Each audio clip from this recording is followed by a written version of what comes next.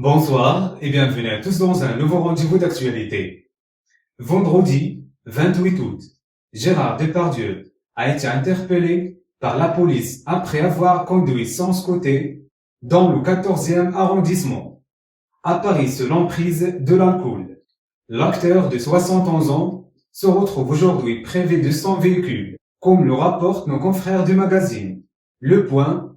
Le 30 août 2020, Gérard Depardieu a été interpellé par la police dans la capitale vendredi dernier, alors qu'elle roulait tranquillement sur son scooter avenue de Maine dans les quartiers Necker, après avoir outrepassé le code de la route. Il a attiré l'attention des forces de l'ordre présentes sur place.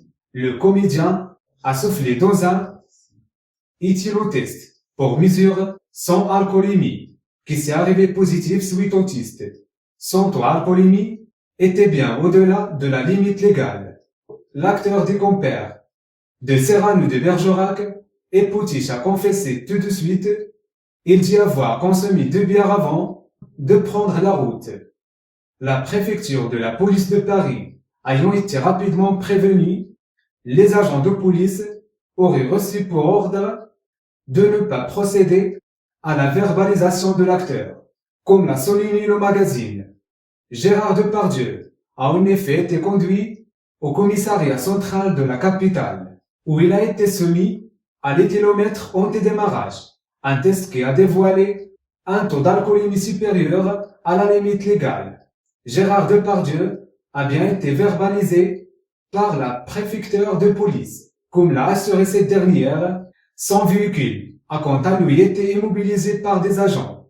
La star du 7e art est reparti avec des amis qui l'ont raccompagné.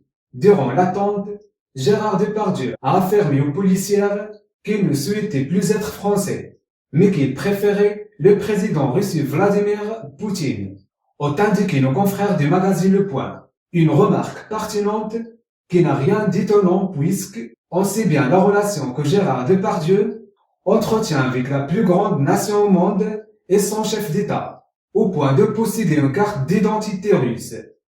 N'oubliez pas de réagir sur la section de commentaires et d'activer la notification pour ne rater aucune de nos prochaines vidéos.